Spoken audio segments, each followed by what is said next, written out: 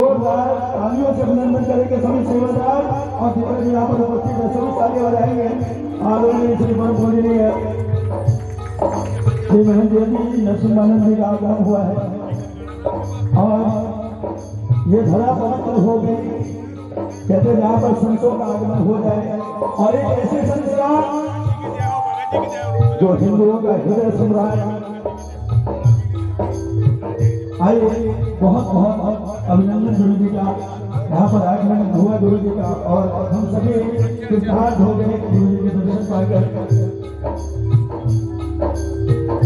और गुरु जी के लिए यही कहना है, निर्बल को बलवान बना दो, मूर्ख को गुणवान कहो, मूर्ख को गुणवान कहो, मूर्ख को गुणवान कहो।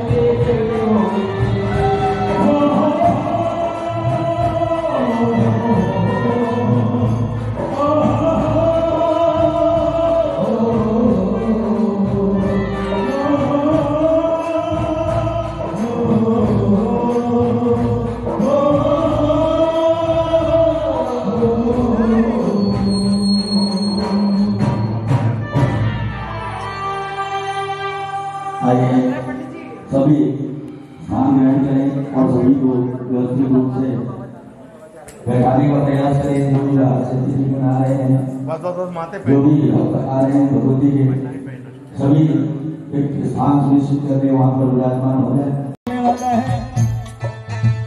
कि भगवती और संत दोनों का समागम है और जहां दोनों मिल जाए पूछिए ही मत, बल्ले बल्ले हो जाती है जहां दोनों के दर्शन हो जाएं। तो आइए दोनों हाथ सीधे करके एक बार सभी पीछे तक बिल्कुल सीधे करिएगा। वो तेरा दर्शन करने आओ लोग कहेंगे माता दी, तेरा दर्शन करने आओ लोग कहेंगे माता दी, लोग कहेंगे माता दी, लोग कहेंगे माता दी, तेरा दर्शन करने आओ। महामंडलेश्वर पूज्य गुरुदेव यति नरसिम्हानंद जी महाराज दासना धाम से यहाँ पर पधारे। एक बार करतल ध्वनि के साथ ताली बजाइएगा, जोरदार तालियां बजाएंगे।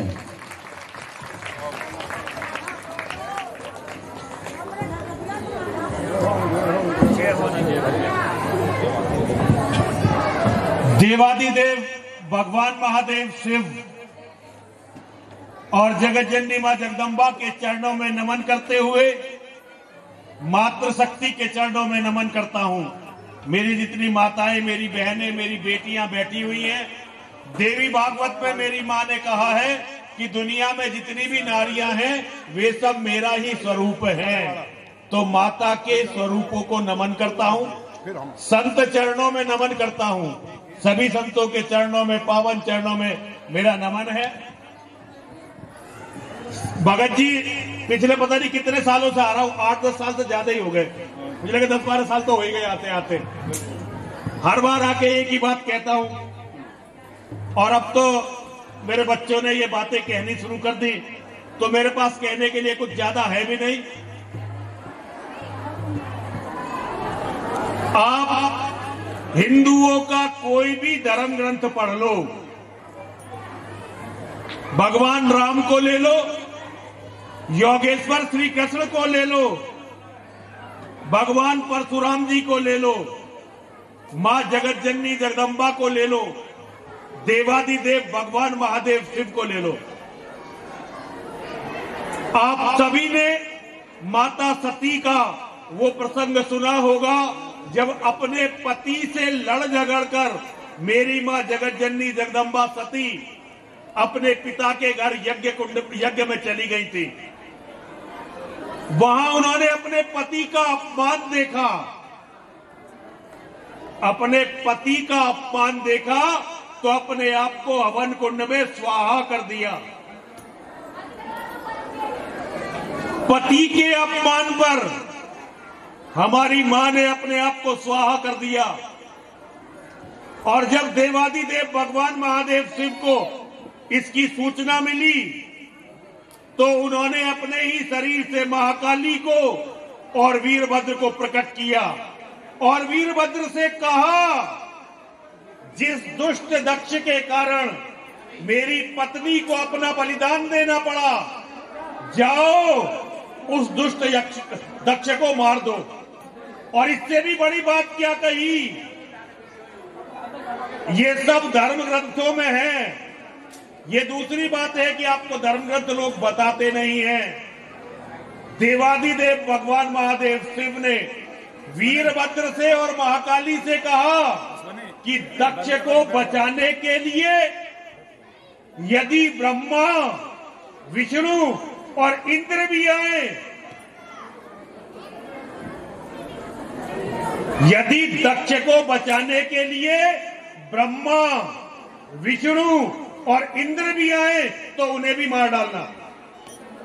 अगर आप शिव पुराण पढ़ें तो आपको मेरी बात का फिर संचय करने की जरूरत नहीं पड़ेगी। ये है अपने परिवार की महिमा।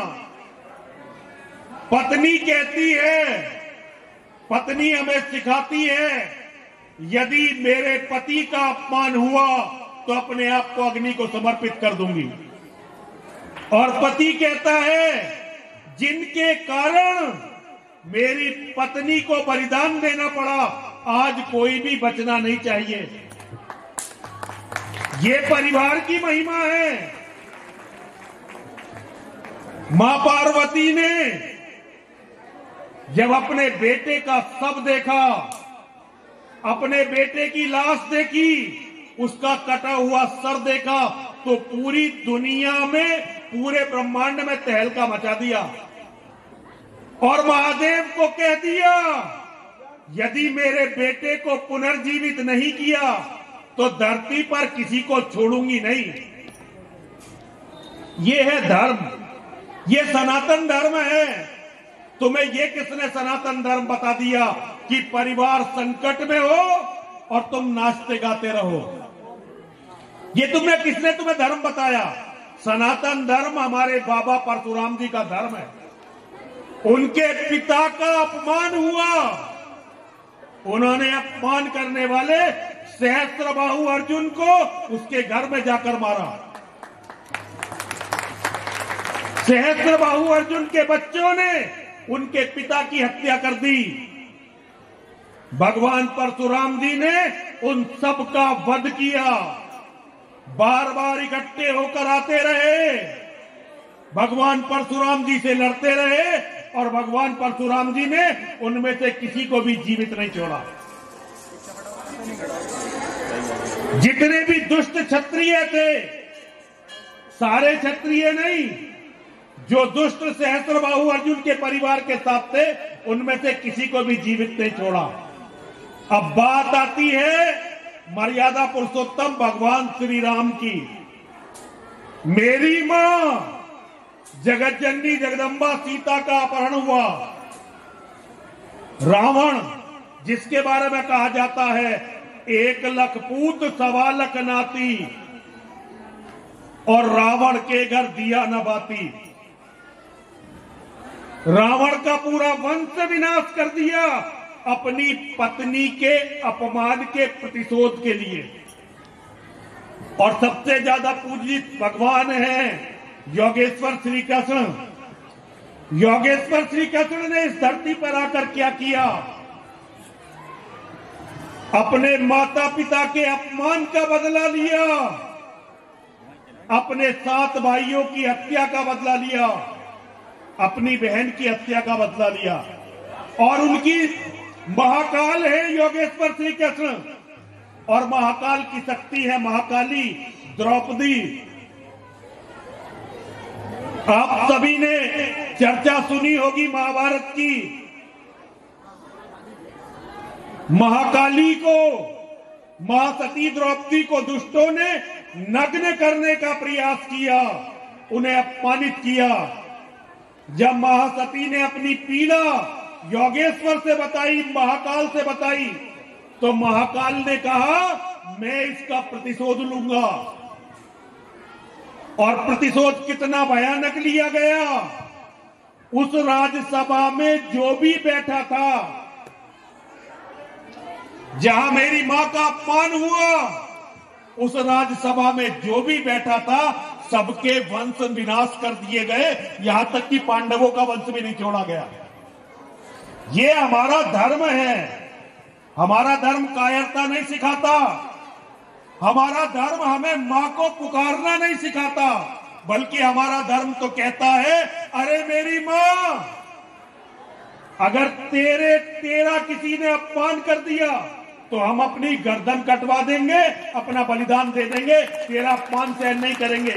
आज हिंदू इतना कमजोर हो गया, अपनी समस्याओं के लिए मां को बुलाता है, अपनी समस्याओं के लिए कहता है मां मेरे घर चल। अरे तेरे घर में है क्या?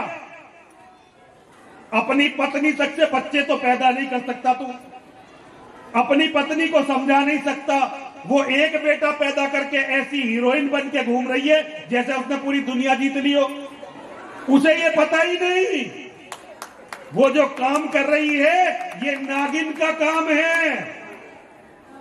जैसे नागिन अपने बच्चों को पैदा करते, जन्म देते ही मार कर खा जाती है, ऐसे ही एक बच्चों की मां है, उसका एक बच्चा जीवित नहीं बचेगा, उसके बच्चे को दुष्ट खा जाएंगे और ये पाप एक बच्चे की मां के सिर पर लगेगा और बाप के सिर पर लगेगा। गीता कहती है दुनिया में एकमात्र पुस्तक जो साक्षात परमात्मा ने अपने श्रीमुख से मानवता को दी है, वो गीता कहती है कि जिसके वंश का विनाश हो जाता है उस वंश के सारे पुण्य समाप्त हो जाते हैं और उस वंश के जितने भी पूर्वज हैं उन्हें स्वर्ग से धकेल दिया जाता है। और जिसके एक बेटा है, मां के दरबार में बैठा हुआ देवादिदेव भगवान महादेव शिव का प्रेत नरसिंहानंद ये आपको बताना चाहता है, जिसका एक बेटा है बहुत जल्दी उन सबका वंश विनाश होगा। और मेरी बात को भगवान भी नहीं काटेंगे। और सारे हिंदुओं ने ये पाप किया है। अगर इस पाप से पश्चाताप करना चाहते हो तो अपने घर में माताओं को, बहनों को, अपनी बेटियों को समझाओ कि जो गलती हमने की वो मेरी बेटी तुम मत करो, मेरी बहू तुम मत करो। और जिनके एक बेटा है, अगर अभी वो माताएं बच्चे पैदा करने लायक हो, उनके पतियों में पौरुष हो, तो वो कम से कम 2 बेटे अभी और पैदा करें। यदि ये नहीं करोगी तुम, तो ये तुम्हारे साथ तो बहुत बुरा होगा ही होगा, लेकिन एक भी मठ मंदिर पूजा करने के लिए बचेगा नहीं तुम्हारे पास। और ये बात तुम्हें केवल मैं ही बताऊंगा। इस बात को बताने के लिए कई हजार करोड़ रुपए का इनाम मेरे सिर पर रखा गया है, क्योंकि मैं तुम्हें ये बात बता रहा हूं। और तुम्हारे दुश्मन, तुम्हारे परिवारों के दुश्मन, तुम्हारे बच्चों के दुश्मन, तुम्हारे धर्म के दुश्मन ये नहीं चाहते कि कोई व्यक्ति ये बात तुम्हें बताए। केवल 8-10 सालों में मुसलमानों का राज इस देश में आना ही आना है, क्योंकि अब उनके पास 10 साल से छोटे बच्चे हिंदुओं से ज्यादा हो चुके हैं, बहुत ज्यादा। तो अगले इस चुनाव के बाद अगले चुनाव में मुसलमान का प्रधानमंत्री बनना इस देश में तय है। और फिर उनकी भीड़ हर घर में घुसेगी। उस समय केवल वो बचेंगे जिनके घर में मजबूत बेटे होंगे और उनके बेटे लड़ने के लायक होंगे। जिसके घर में बेटा एक होगा उसका तो हाल इतना बुरा होगा कि आप लोग सोच नहीं सकते। अगर मैं यहां बताने लगूं और कोई रिकॉर्ड करके भेज देगा तो आज ही जेल भेज देंगे मुझे। 33 बार जेल रहा, 33 बार। आज तक किसी हिंदू को ऐसे करके मारा नहीं अपने हाथ से, किसी हिंदू से लड़ा नहीं, किसी संपत्ति के विवाद में नहीं पड़ा, अपनी बहुत बड़ी संपत्ति कभी देखी नहीं। रहने के लिए एक छोटा कमरा चाहिए, वो मेरी मां ने और महादेव ने मुझे दे रखा है। फिर भी 33 बार केवल इसलिए जेल में गया क्योंकि आप लोगों को सच बता रहा था और सच बहुत लोगों को चुभ रहा था। लेकिन जब तक जिंदा हूं मैं सच बोलता रहूंगा और इसकी जो भी कीमत देनी पड़ेगी वो कीमत दूंगा। लेकिन मैं अपनी माताओं से, अपनी बहनों से, अपनी बेटियों से केवल इतना कहना चाहता हूं। हर बार आपको महाकाली की कथा हर बार सुनाता हूं, मैं ही सुनाता हूं, कोई और सुनाता नहीं होगा। महाकाली कौन है? जब संग्राम हो रहा था, मेरी मां जगत जननी जगदम्बा दुर्गा भवानी राक्षसों से लड़ रही थी, तो एक राक्षस आया जिसका नाम था रक्तबीज। मां दुर्गा ने रक्तबीज को बहुत देर तक लड़ती रही, लेकिन वह वो जहां भी मारती वहीं से खून निकलता, खून धरती पर गिरता, नया रक्तबीज पैदा हो जाता। खून की एक बूंद से एक रक्तबीज। ये भी रक्तबीज ही है जो आपके बच्चों को खाना चाहते हैं। एक एक घर में सुअरों की तरह 15-15 भरे हुए हैं, खाने को रोटी नहीं है, रहने को जगह नहीं है, कूड़े में से बीन कर खाते हैं, शिफ्टों में सोते हैं, सपना केवल ये देखते हैं कि एक दिन आपके महलों को, आपकी कोठियों को कब्जा लेंगे। ये उनकी किताबों में लिखा हुआ है। तो पूरी धरती रक्तबीजों से भर गई। मां दुर्गा रक्तबीजों से पार नहीं पा सकी। तब जरूरत पड़ती है महाकाली की। मेरी मां दुर्गा ने महाकाली का आह्वान किया, महाकाली प्रकट हुई। मां दुर्गा ने कहा, हे महाकाले, यदि ये रक्तबीज इसी तरह बढ़ते रहे तो ये धरती को तुम्हारी संतानों से विहीन कर देंगे। ये तुम्हारी किसी भी संतान को जीवित नहीं छोड़ेंगे अगर ये रक्तबीज यूं ही बढ़ते रहे। तब मेरी मां महाकाली ने लड़ना शुरू किया और उन्होंने जितने भी रक्तबीज थे सबकी न केवल गर्दन को काटा बल्कि गर्दन से जो खून निकल रहा था उस खून को भी पी लिया ताकि कोई नया रक्तबीज पैदा ना हो। ये है एक मां का काम।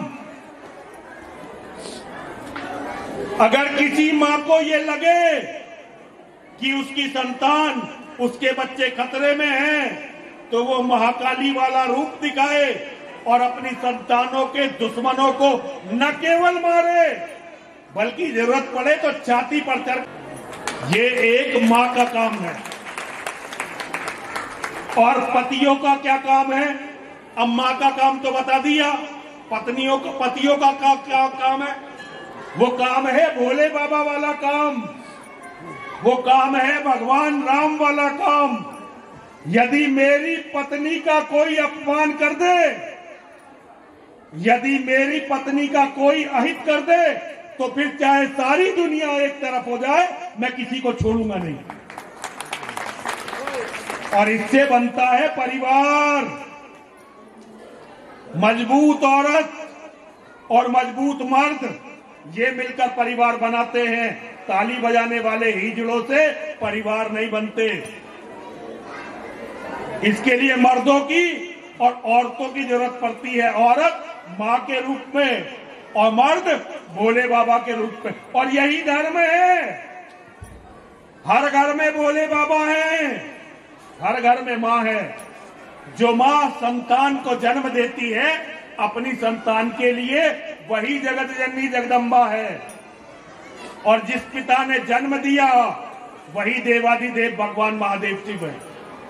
अपने परिवार को बचाओ, अपने परिवार को बचाओ, अपने परिवार को बचाओ। ये बड़ी बड़ी बात करने वालों ने तुम्हें बिल्कुल बर्बाद कर दिया। ये केवल बड़ी बड़ी बात करते रहे और आज तुम्हारी संतानें, तुम्हारा घर, तुम्हारा सब कुछ खतरे में है। तो मैं तो बस आपसे इतना ही कहना चाहता हूं, मेरी बातें अच्छी लगी आपको चाहे बुरी लगी, लेकिन मैं बाल बराबर भी झूठ नहीं बोलता। मुझे झूठ बोलने की आदत नहीं है, मैं बाल बराबर भी झूठ नहीं बोलता। नेताओं के भरोसे मत बैठना, नेताओं के भरोसे मत बैठना। अपने घर और अपने परिवारों को बचा लो, और घर परिवार तब बचेंगे जब घर में ज्यादा से ज्यादा बच्चे होंगे और तुम्हारे बच्चे लड़ने के लायक होंगे। अब जरा सभी लोग मेरे साथ 3 बार बोलेंगे, बोलिए विजय मिले या वीर गति। सबसे अकेले का ज्यादा है, मेरा अकेले की आवाज तुम सबसे ज्यादा है। मैं बहनों से, बेटियों से विशेष रूप से कहना चाहता हूं, ये मर्द भूल भी जाए तो तुम अपने बाबा का, नरसिंहानंद का ये बात याद रखना। बोलिए विजय मिले या वीर गति, विजय मिले या वीर गति, सब महादेव के नाम, सब महादेव के नाम, जीते जी रण छोड़ के जाना, जीते जी रण छोड़ के जाना, वीरों का नहीं काम, वीरों का नहीं काम, विजय मिले या वीर गति, विजय मिले या वीर गति, सब महादेव के नाम, सब महादेव के नाम, जीते जी रण छोड़ के जाना, जीते जी रण छोड़ के जाना, वीरों का नहीं काम। वीरों का नहीं। अरे खाना थोड़ी देर में खुलने वाला है, खाना मिलने वाला है, थोड़ा तो जोर लगाओ। बोलो विजय मिले या वीर गति, विजय मिले या वीर गति, सब महादेव के नाम, सब महादेव के नाम, जीते जी रण छोड़ के जाना, जीते जी रण छोड़ के जाना, वीरों का नहीं काम। वीरों का नहीं काम। सनातन धर्म की, सनातन धर्म की, सनातन धर्म की, सनातन के शत्रुओं का नाश हो। और सनातन का शत्रु कौन है? सनातन का शत्रु वो है जो हम सबका शत्रु है। जो हम सबका शत्रु है वही हमारे धर्म का शत्रु है। सनातन के शत्रुओं का नाश हो, सनातन के शत्रुओं का, सनातन के मानने वालों में, सनातन के मानने वालों में एकता हो, एकता हो, सनातन के मानने वालों में एकता हो, एकता हो, सनातन के मानने वालों का कल्याण हो, सनातन के मानने वालों का कल्याण हो, कल्याण हो, सनातन के मानने वालों का कल्याण हो, कल्याण हो। जयकारा वीर बजरंगी, जयकारा वीर बजरंगी, जयकारा वीर बजरंगी।